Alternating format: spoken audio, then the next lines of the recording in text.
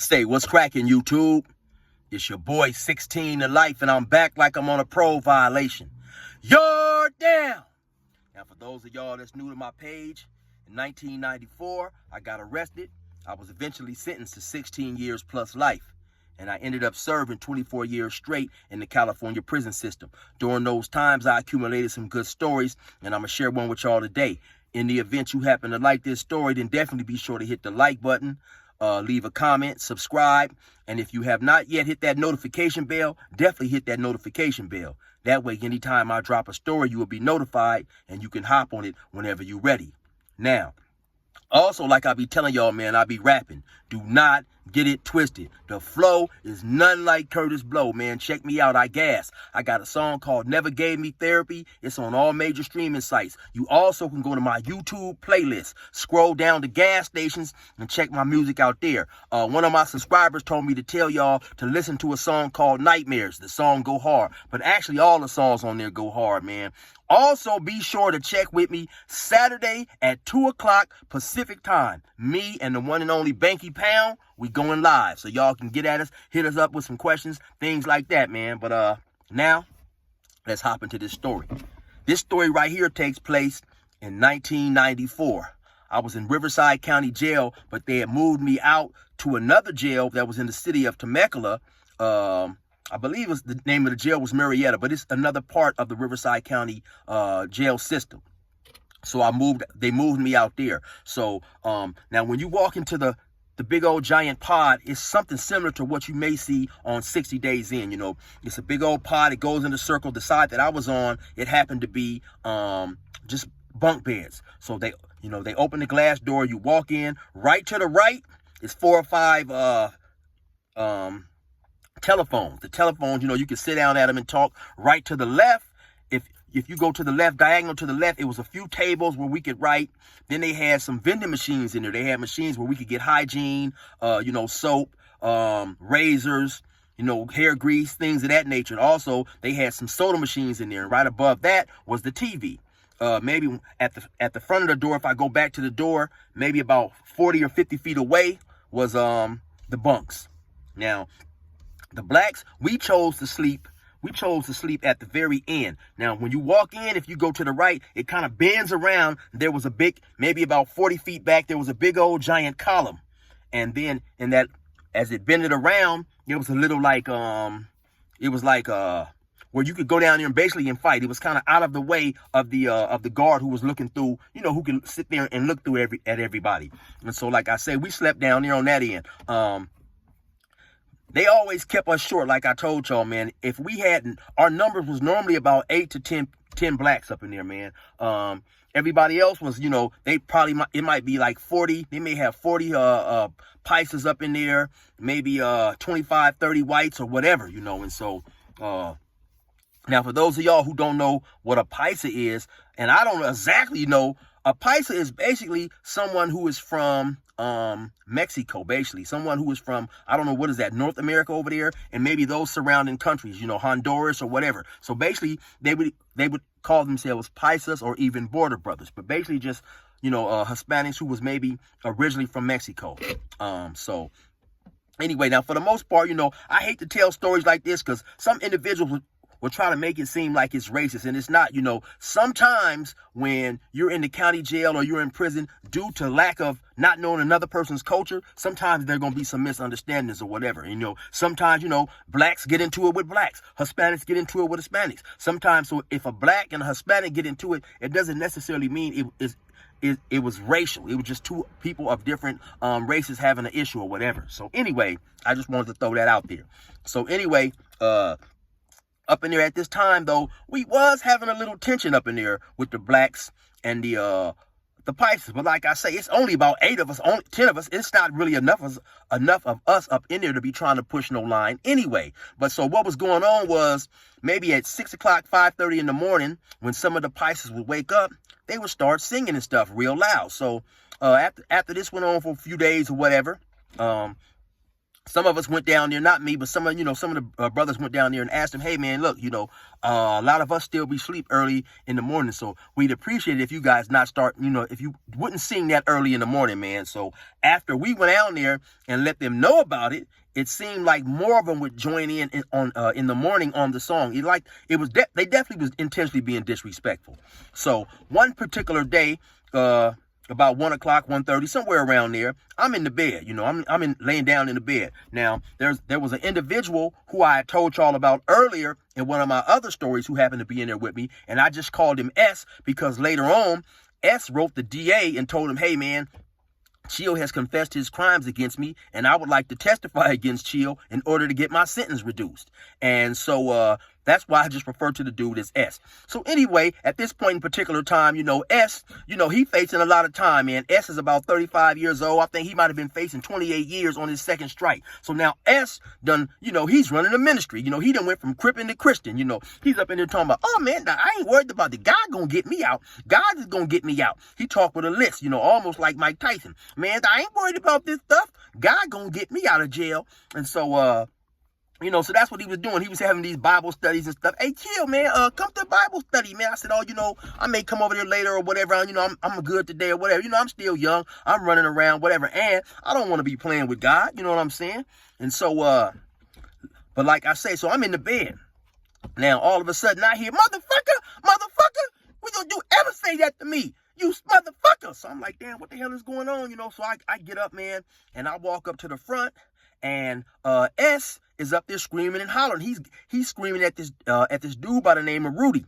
Now, Rudy appeared to be Hispanic and white. Rudy was a real cool dude, though, man. Probably about 5'10", maybe about 170, kind of a thin dude. He reminded me of like a volleyball beach player for whatever reason, and he was real cool, man. Nobody really disliked Rudy or nothing. But what was going on was Rudy was purchasing something out of one of those vending machines. And when he was getting whatever he was buying, S just happened to come up and say, man, a Snickers sure would taste good in my mouth right about now. And Rudy turned around and said, yeah, and so would my dick. Now, the thing about that is, I don't know, blacks, we don't sex play in prison. We don't sex play each other, or at least back then. And I noticed that a lot of Hispanics and whites, they did. They grab each other on the butt and all type of stuff in there. Now, maybe they were just more comfortable with their sexuality than blacks was. But for whatever reason, we didn't sex play. And so I guess that was just a mistake that Rudy made, not necessarily knowing the difference in between the two cultures. So when he said that, S, who had been to the pen a couple times, he became extremely offended. And so when he said that, he's like, what? Why would you say that to me? Bam! He just get off on him, fire on him and stuff. So then after that, he go to screaming and hollering and all this old type of crap, right? So that's when I heard it. And I get up there and, he's screaming and cussing and stuff. So I'm saying, hey, man, what's going on? What's going on? So I put my arm around his shoulder, and I'm trying to walk him back to the bunk area where we at, So he's explaining to me what happened. But the more he's explaining it to me, it's like the angrier he's becoming. He's hyping himself up again at the thought of what Rudy done said to him. So he pulled away from me and went back up there. He's like, man, what would make you say that to me? Why would you say that? Boom, bam! He got off on him again. Now, when he get off on him again, he knock him down. Now, when he knock him down, now, all the PAISA'S, they jump up. They say, hey, ho, okay, that's enough. Hey, ho, what's going on? That's enough.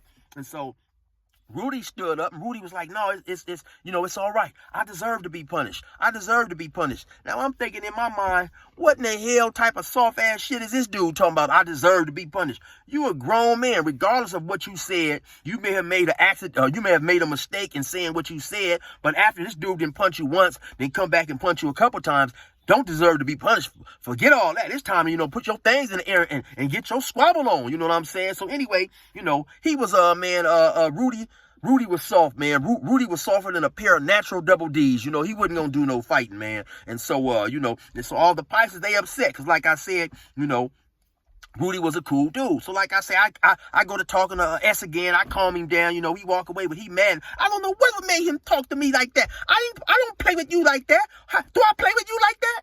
And so, he come down there and he sit down and stuff. So like I say, that reason and a few others, there was a little tension going on with us in the PAISA'S. And I've been into a couple of fights up in there my damn self, you know what I'm saying, with a couple of PAISA'S. And at that point in time, right, it made no difference to me if they was PAISA'S, whites, Southerners, or whatever, because I'm young. I'm young. My first time in the county jail. Nobody even explained to me, hey, chill, man.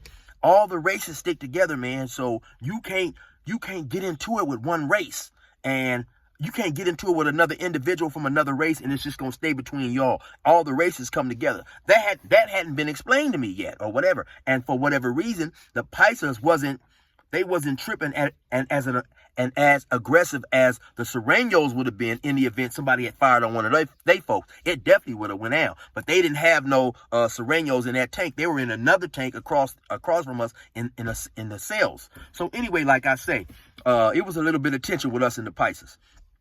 And so one day I'm sitting at one of the tables writing a letter. Now it's a long metal table. It's one table behind me. Right in front of me is like a long sink area with a countertop where you can get hot water for your coffee, and your soups and stuff like that. So now I'm sitting at the very edge of the table, because you got a couple other people who may come sit on the table. So I made it a point to come sit at the end of the table so I can sit there and write my letter, by myself. So I'm sitting over there writing my letter. Now all of a sudden, here come a PAISA, and he got like a soup on him, one of them top ramen soups. And so he slammed the soup on the table. I mean, I'm at the corner writing, and he slammed it right at the edge while I'm writing my letter, like, bam, he slammed his soup real hard. So I look at him, I say, hey, man, I'm writing a letter right here, man. You could take that soup somewhere else and do that. He pick it up and slam it again, like, bow, slam it again, boom, boom, boom. He pounded, and that's what people would do before they would break their soup up, but like I say, I'm sitting right here writing the letter.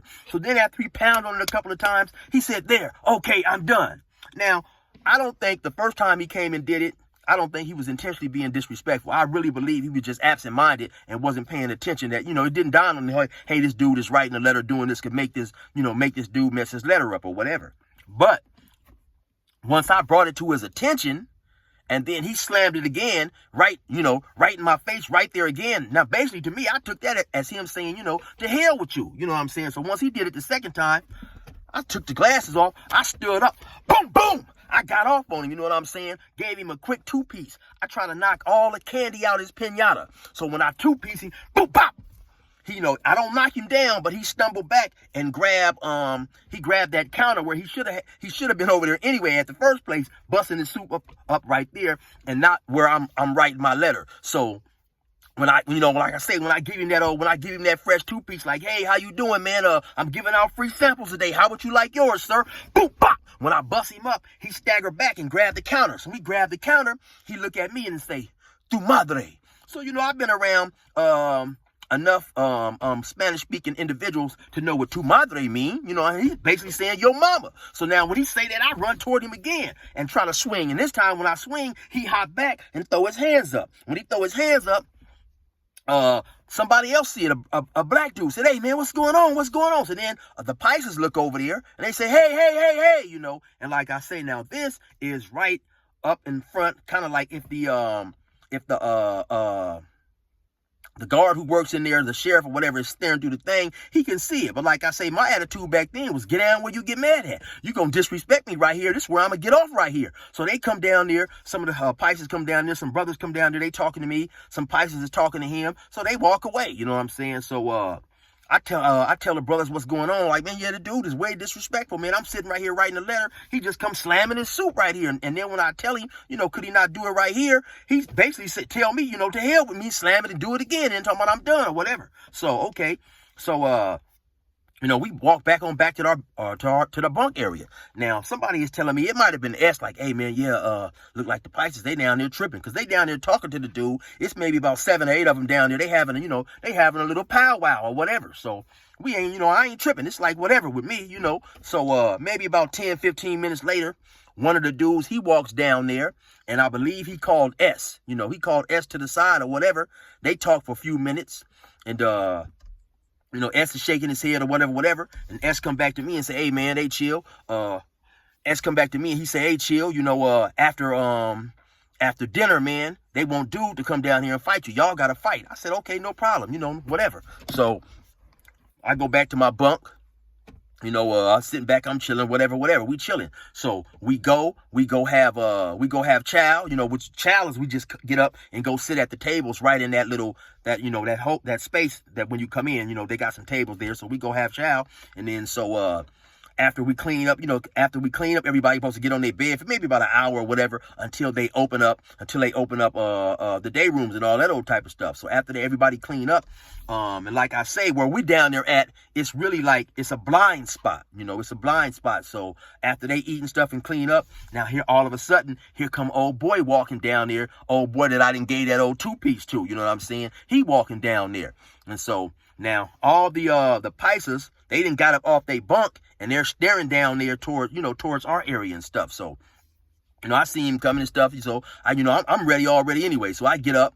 Now we go in the blind spot, start squabbing. So we go in the blind spot, I get ready, he get ready. I can tell from the second this dude throw his hands up, he can't fight a lick, you know what I'm saying? So we stand up, bam, I bust on him, I give him the jab, We standing up again. We doing our thing. I slide in on him again. Now, every time I try to get close to him, he's not actually running, but he's backing up. He's shuffling and stuff. He's damn near moonwalking like Michael Jackson or something like that. So, I get up on him again. Bing, bing. I catch him with a good one, So basically, this is how the fight is going on for like 2 minutes. This dude ain't getting in the lick. Every time I come towards him, he either backing up or running, or he'll duck his head wild and start swimming and stuff. So, I'm back there, I'm busting him up. We squabbing for a good minute. Now, all of a sudden, I run towards him again.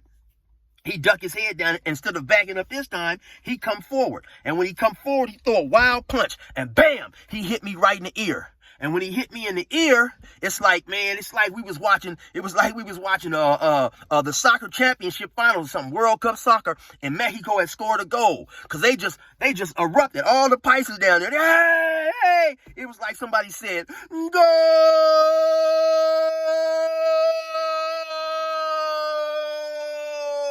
I mean, they went crazy down there. I mean, I've been busting this dude up, man. I've been busting this dude up about 2-3 minutes straight, man. Soon as he got that punch in, it was like they erupted, homie. They went crazy. So when they started,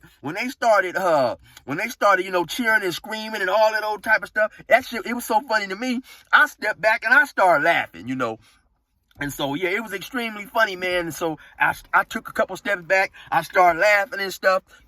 So now I go toward him again. But I got this little move that I used to do sometimes where I would act like I'm fist to swing, but then I would reach down and grab a person by the back of their ankles and pull one of their legs up. Now I got one of their legs up in the air, but you got to be quick to do this move. And I got one of their legs up in the air. Now the person is really at my mercy. I can either punch him. Sometimes I would kick his other leg. Up from under him, make him fall, and then get on top of him and ground and pound and beat him down. You know what I'm saying? But this particular time, I had his leg in one hand, and bam! I came around with the other hand, gave him a cool little hook. When I did that, he fell back and then scooted up and hopped up and jumped. Now when he jumped, it's a column back there. It was a column back there. Then he came around the column, got up against the wall. He was like, that's it. And that was it. So I guess all he wanted was to get that one punch in, man. Like I tell you, man, that shit was so funny. He caught me with that one punch, and all the PAISA'S in there, man, they was cheering and hollering and clapping and whistling, all types of stuff, So he walked back down there, and that was it.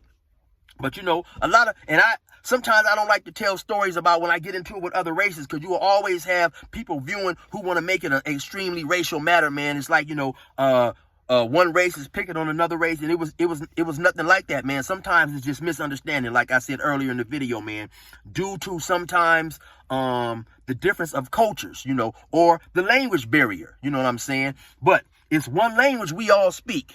Everybody from each race understand a left and a right to the face. You know what I'm saying? So sometimes, man, those are the things that just gotta happen to make things better, And so after that happened, it's like the tension really got a little badder, got worse then. I think at that point, we hadn't got into a riot with him yet, and I told that story much earlier. I'm going to leave a description for that I'm gonna leave a link for that in the description for those of y'all who have not seen it, man. So go ahead and check that. Go ahead and check that story out too, man. Later on, one of my buddies made a bet with one of them dudes.